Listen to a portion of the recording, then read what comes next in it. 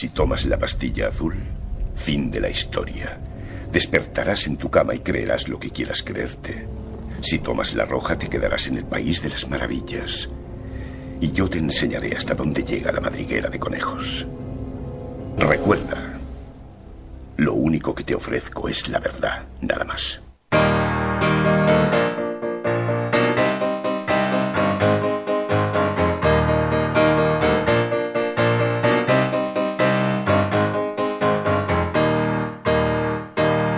We were sailing on waves of silver. There were echoes in the wind. When we raised our sails to capture them, the ship was lifted up and in, and we sang, oh.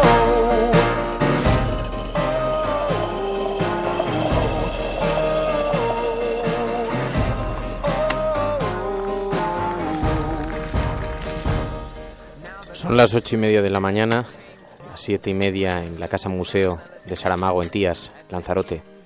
¿Quieres un café?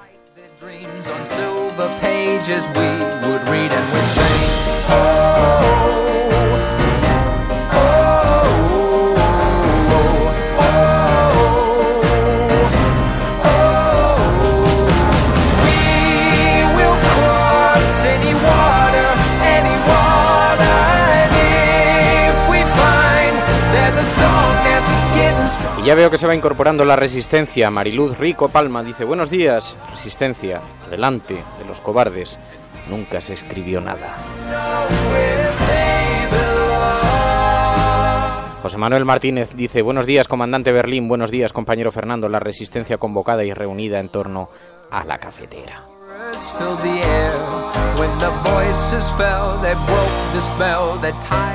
Veo a Tony Matarín, Ancho X, dice: hoy que no se me olvide Radio Cable, tengo una pregunta para ti.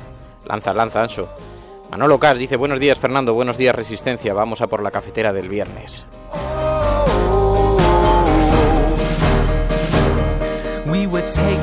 La cafetera de radiocable.com con Fernando Berlín.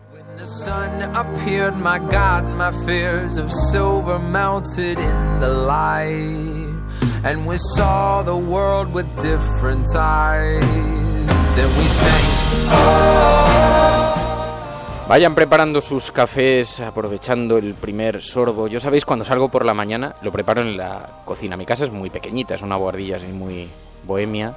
Ahora ya un poco más destartalada por las cosas del niño que están por todas partes, pero es una bohardilla así. Y tiene una pequeña salida a la terraza, y en el fondo de la terraza está el estudio. Y entonces tengo que atravesar un poquito la terraza. Entonces, por las mañanas, cuando preparo el café, antes de entrar aquí al estudio, lo preparo en la cocina, atravieso la terraza. Claro, salgo así vestido un poquito. Ahora llevo un forro polar, pero salgo pasando frío. Pero me planto delante de la terraza, observo un poco el cielo y tomo el primer trago de café, que es probablemente, es como la cerveza. El primer trago es formidable. Sí, mirando un poquito al cielo. Luego ya cuando empieza el frío me meto corriendo al estudio para enchufar los aparatos.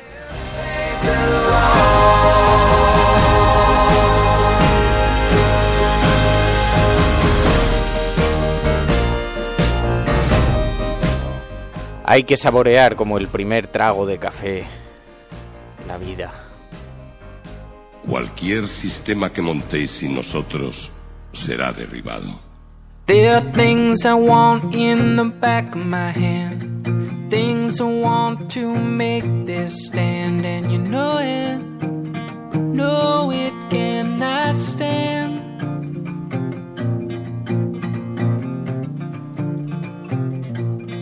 Sé que este filete no existe. Sé que cuando me lo meto en la boca, es Matrix la que le está diciendo a mi cerebro: es bueno y jugoso. Después de 9 años, ¿sabes de qué me doy cuenta? La ignorancia es la felicidad.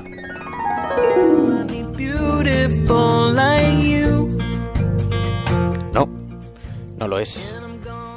14 de marzo de 2014. Cuaderno de bitácora.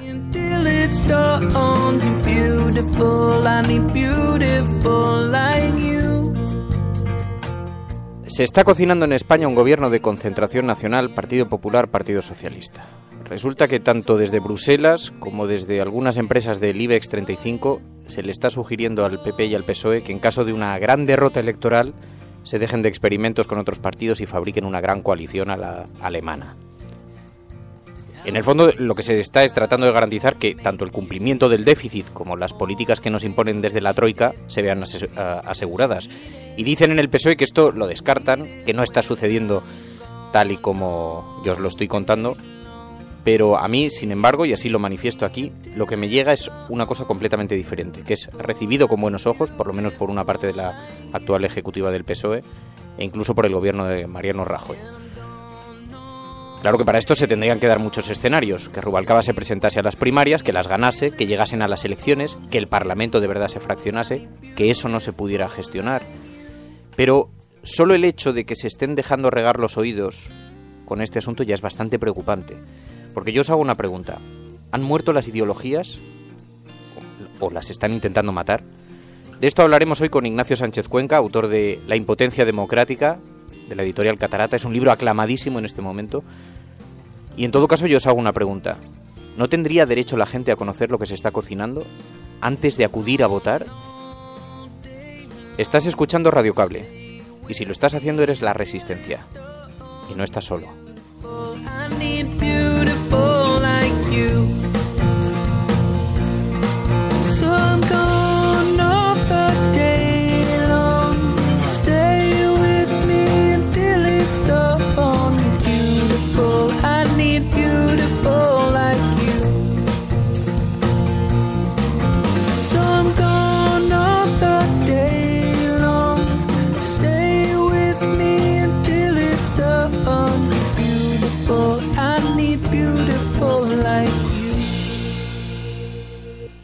Mario Vargas Llosa. Nos hacemos la idea de que un dictador es algo que se impone, como un tsunami sobre una sociedad que pasa a ser víctima.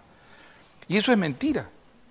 Muchas veces las dictaduras las creamos nosotros mismos, les abrimos las puertas, renunciamos a ser ciudadanos porque preferimos ser súbditos o esclavos.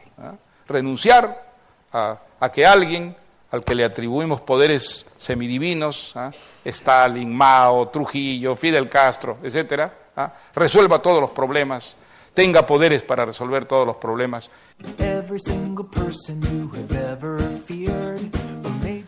Bueno, y vamos a empezar con las portadas, que luego nos atropella el tiempo, pero no sin antes ver algunos de los mensajes que estoy leyendo, fantásticos vuestros.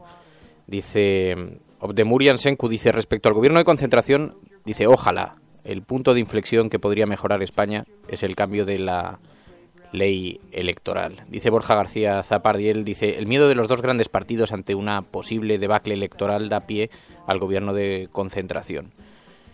Bueno, tenemos, además se va incorporando gente, dice Moisés, dice, buenos días, ¿dónde puedo mirar? Sí, he hecho algún curso de la patronal en Madrid, no sé si me apuntaron. Sí, efectivamente, hablaremos ahora con las portadas de los periódicos que viene esto recogido. Miss Honky dice, café, perrita y la cafetera, buenos días, Miss Honky. David Román dice, dar los buenos días al mundo, mirando al cielo, sintiendo el calor de la taza en la mano y escuchando la cafetera. Y Ángels Pérez dice, hoy escuchando la cafetera en la antesala de un quirófano para estar más acompañada en la dura espera. Un abrazo, Ángels, muy fuerte. Virginia dice, buenos días a todos los de La Resistencia. Y Tony Matarín dice, lo del gobierno de concentración suena tanto a ciencia ficción como lo plantearían sin realizar el engaño del siglo. Bueno, la verdad es que al final todos los caminos conducen a la justificación. Y hay muchas posibles justificaciones. Estamos en una situación excepcional y se necesitan medidas excepcionales, esa es la más recurrente. Y créeme, Tony, que habría una buena parte del país que entraría en el argumento. También podrían decir, ya lo hemos explorado en Euskadi, donde en una situación de convivencia excepcional, Partido Popular y Partido Socialista gobernaron juntos. También podrían decir, es lo adecuado en este momento, aunar fuerzas para dar juntos la batalla en Europa.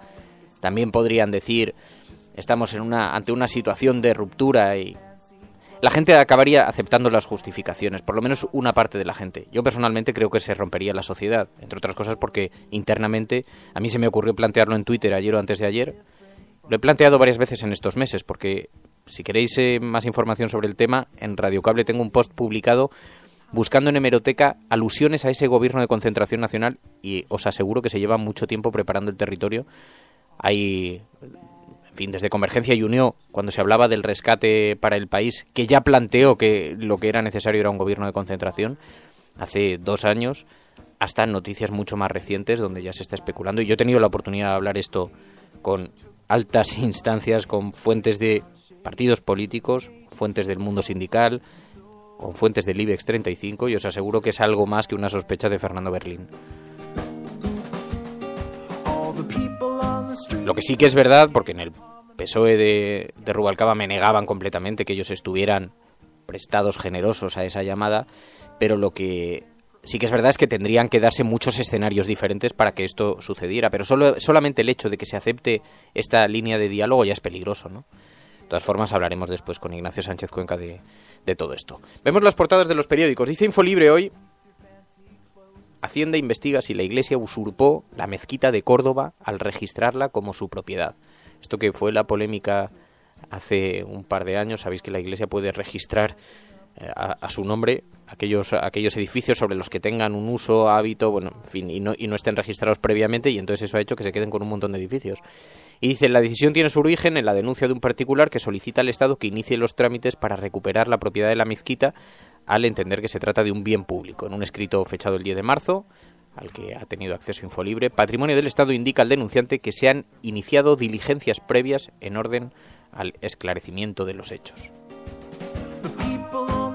Y aquí, ante la pregunta que nos hacía Moisés hace un minuto en Twitter, dice Infolibre, el Gobierno de Madrid permitió que la patronal usara dinero público de cursos para pagar a sus directivos. Dicen, ninguno de los cuales cobraba menos de 100.000 eurazos. Claro. Y luego los que mangoneaban el dinero de los cursos de formación eran los sindicatos. Y ahora está apareciendo el agujero verdadero de la patronal.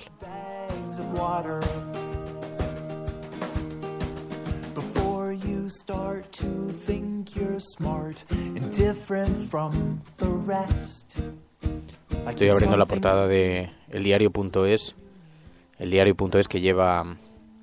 Dice, los partos por cesárea en España están por encima de lo recomendado, 21% en la pública y 30% en la privada. La Organización Mundial de la Salud estima que superar el 15% indica malas prácticas sanitarias. Y luego está bien, llevan una secuencia de fotografías con rostros de 3 hombres y 3 mujeres y dice, esta es la aristocracia económica de la bolsa española. Primo de Rivera, Pita Pemán, Oriol Benjumea, Carceller Godía, Careaga, Lladó, apellidos ilustres en la historia política de España y que se sientan en decenas de empresas cotizadas.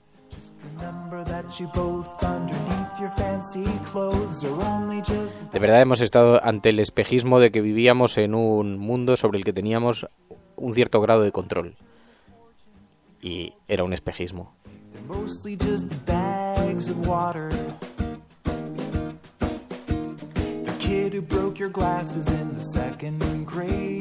Bueno, otro tema que lleva el diario.es, por cierto, ayer anoche, no sé si escuchasteis Hora 25, está Ángeles Barceló haciendo el programa con parte del equipo desde Ceuta y Melilla, y ayer dieron cuenta de un informe de una ONG de Caminando Fronteras que prueba con partes médicos y con fotografías que al menos uno de los cuerpos de los fallecidos tenía una lesión circular y 2 heridas abiertas lineales, y lo atribuían a las pelotas de goma de los fallecidos en Ceuta. Dice el diario.es, informes médicos acreditan lesiones en fallecidos y supervivientes de la tragedia. Así que eso de que se delimitaba el territorio con las pelotas de goma y que nunca se disparó directamente sobre los inmigrantes, por lo menos en los informes de la ONG Caminando Fronteras no queda acreditado.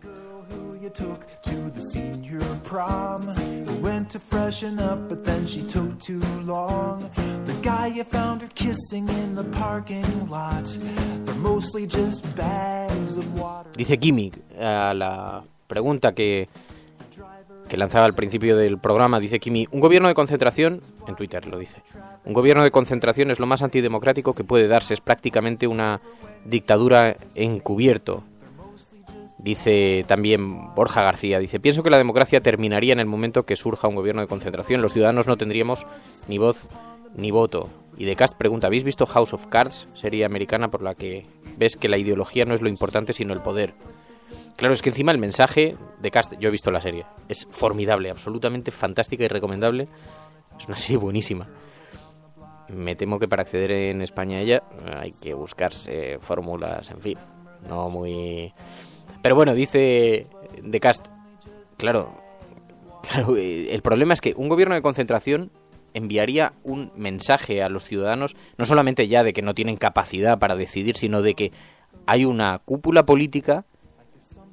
Fíjate que yo siempre he odiado el nombre de casta política, pero que hay una casta política que está haciendo todo lo posible por sobrevivir a los cambios, ¿no? Y en realidad el gobierno de concentración lo que oculta es un temor absoluto a gestionar un parlamento fraccionado que te obliga a hacer política, a negociar con muchos, ¿no? Con muchas sensibilidades sociales. Y para eso habría que estar pensando en, dado que se parece que va a ser el escenario, pero no solamente en España, en otros muchos países, habría que estar pensando en mecanismos de gestión de las casi asamblearios, ¿no? Y es lógico que la sociedad profundice en eso y que busque nuevas fórmulas de gestión de las fracciones, porque si no estamos siempre pensando en el bipartidismo, ¿no? Claro, es mucho más fácil negociar con uno solo que con 7, pero en eso consistía la democracia, en que las diferentes sensibilidades sociales estuvieran totalmente recogidas, ¿no? Y que cada uno pudiera hacer unas aportaciones y que hubiera que negociar con cada uno. Eso a mí no me parece un déficit democrático. ¿Cuál es el problema? Que en Europa, en la Troika, en el Fondo Monetario Internacional, las empresas del IBEX 35 ven con auténtico terror la posibilidad de que un gobierno del Partido Socialista se inclinase hacia la izquierda y pactase con un gobierno de Izquierda Unida, por ejemplo. Y eso supusiera políticas verdaderamente duras, económicas, ¿no? Contra ese modelo neoliberal que se está intentando imponer. Ese es el verdadero terror, ¿no? Y de ahí, por eso decía, os aseguro que os estoy contando algo más que una sospecha personal. He tenido la oportunidad de hablarlo con diferentes líderes sindicales, con algunos políticos muy, muy, muy destacados de este país, con algunos empresarios muy, muy destacados de este país, y el aroma está como cuando encendemos la cafetera, está sobre la mesa.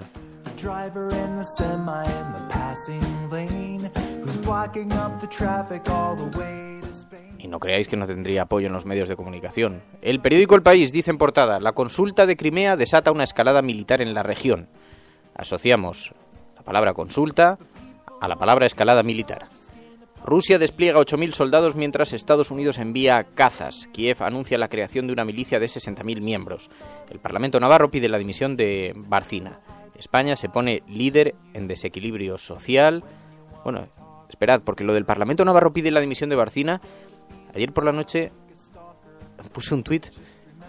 ¿Os dais cuenta de que es Bárcena la que está utilizando a Bildu como coartada para seguir en el poder agarrada?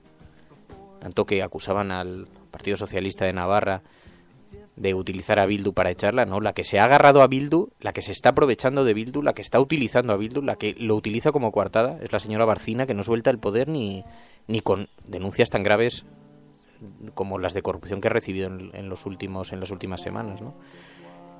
También el periódico El País dice: una patronal se inventó 10.671 alumnos en los cursos falsos. Joder, ¿cómo son los sindicatos, eh? Ah, no, que esto es la patronal.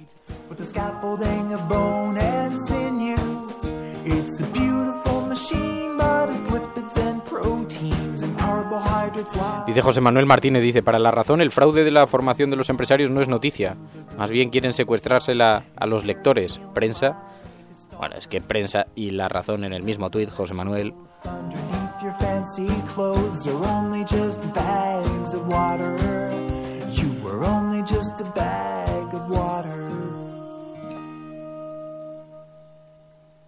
Hay una pregunta que persigue a los escritores probablemente desde siempre. ¿Para qué escribe el escritor? Pero ahora lo tengo bastante claro. Yo no escribo para agradar, tampoco escribo para desagradar. Yo escribo para desassossegar. José Saramago.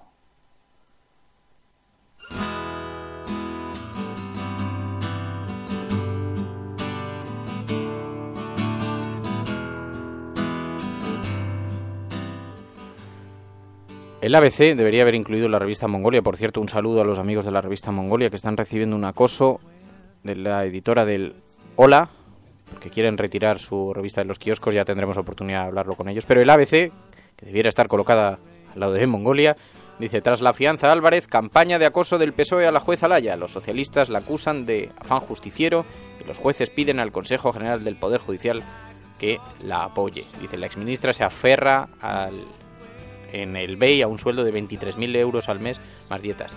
Y también que si yo tuviera un sueldo de 23.000 pavos al mes también me aferraba.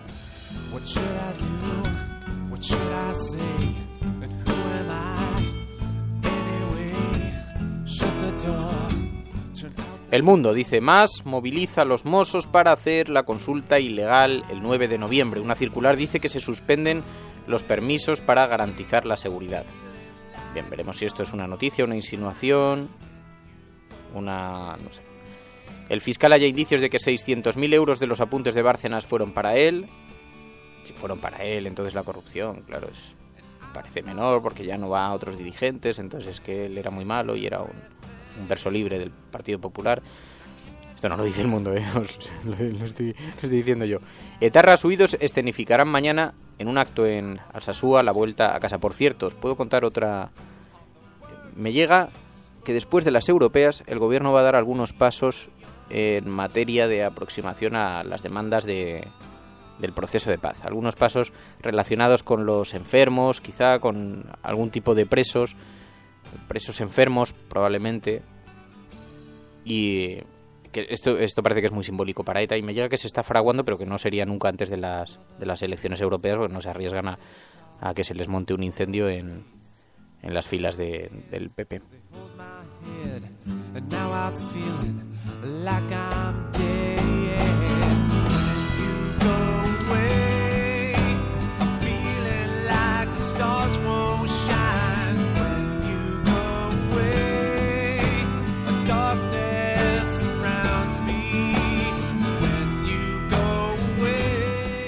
Bueno, os vuelvo a hacer la pregunta. ¿Qué os parece el guiso de la concentración nacional que hay quien está intentando sugerir al gobierno? Os lo hago para Twitter. También se lo vamos a preguntar a Ignacio Sánchez Cuenca ahora en unos segundos. La Razón, por último. Revolución fiscal. Los expertos entregan a Montoro la mejor propuesta de reforma fiscal desde los años 70, dicen. Y no ha quedado títere con cabeza, también dicen. Proponen bajar el IRPF y sociedades a cambio de más IVA e impuestos especiales. Sí, porque ayer la agencia Reuters y algunas otras, y creo que era Bloomberg Internacional, decían que esta propuesta de reforma fiscal, entre otras cosas, lo que obligaba, aunque el gobierno lo diga con la boca pequeña, es a subir el IVA a productos de primera necesidad. Y los productos de IVA súper reducido, subirlos directamente al 21%, al 21%, eso puede ser un auténtico caos. O sea que sí, que aquí se promete mucho, pero veremos a ver.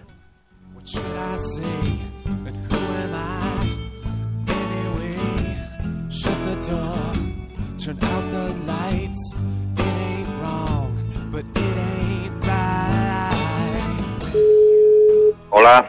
Ignacio. Hola, buenos días.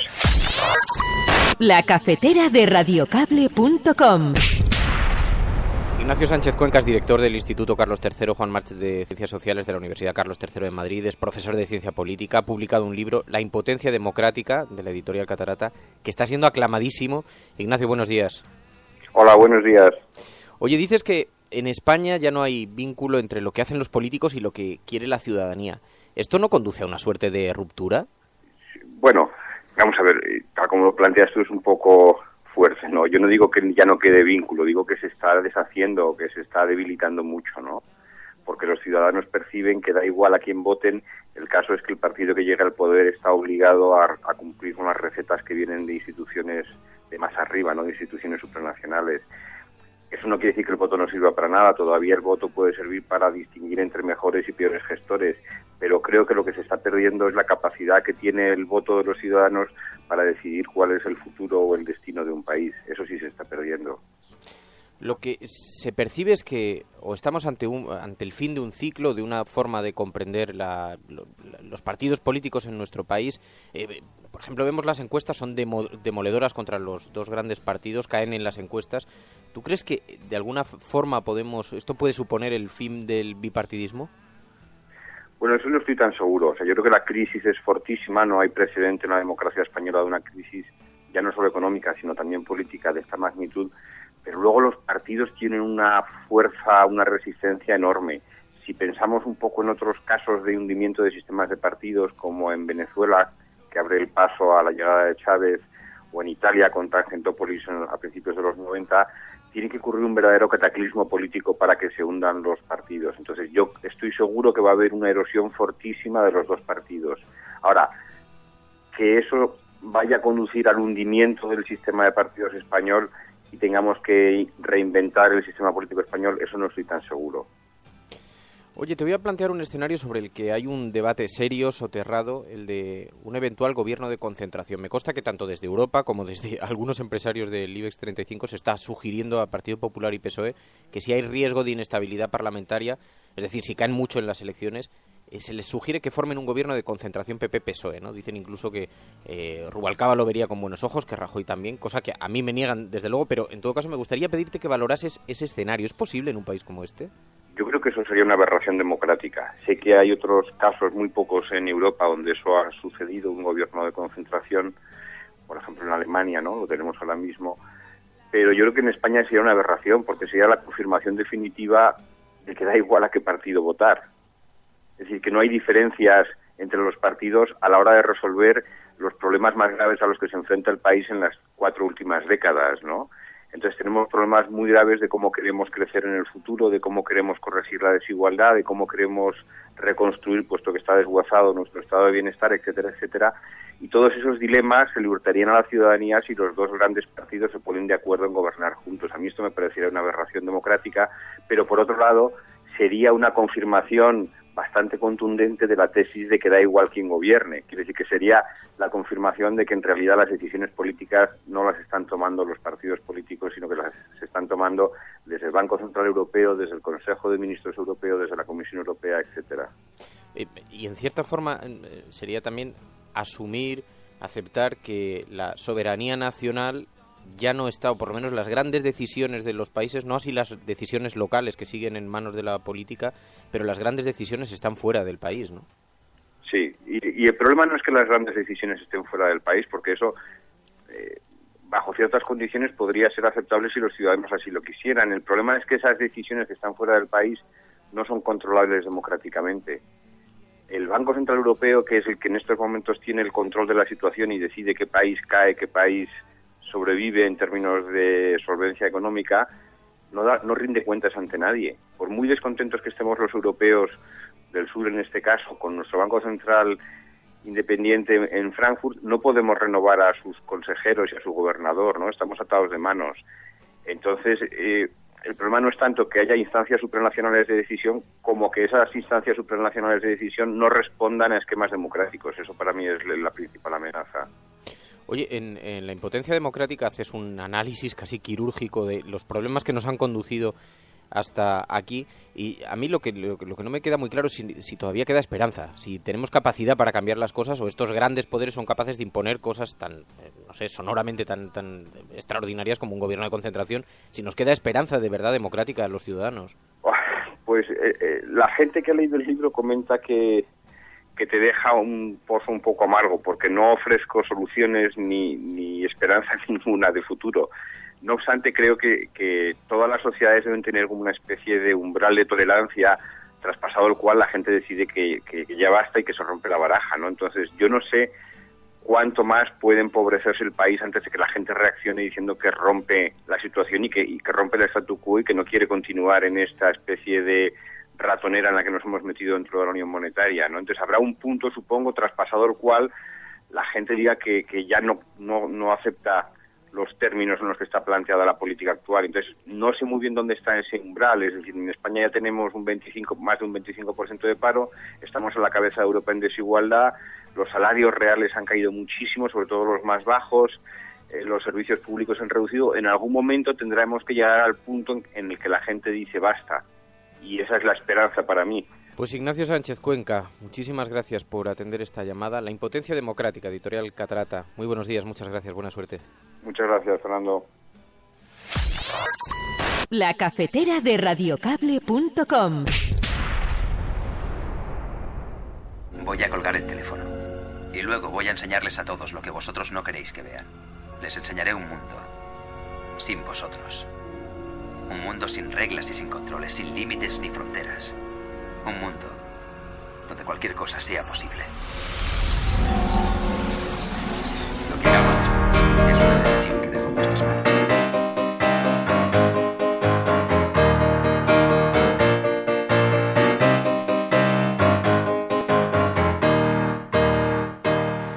Bueno, es viernes.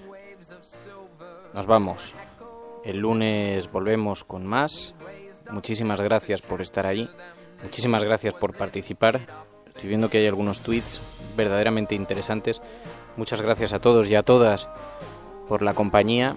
Si estás escuchando esto en directo o en diferido, eres la Resistencia y no estás solo. Now the country that we came from, they play silver melodies. Ni sola. Adiós. Se o que se ha dicho es realmente interesante, entonces que se valore, no como uma espécie de palavra de Deus, pero sencillamente como uma palavra de um ser humano preocupado com o ser humano.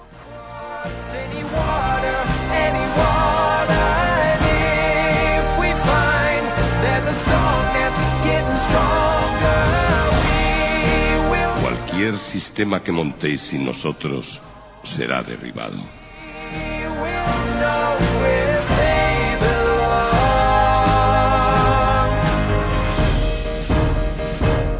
Now the echoes were getting louder and a chorus filled the air. When the voices fell, they broke the spell that tied us to our silver chairs, and we sang, oh.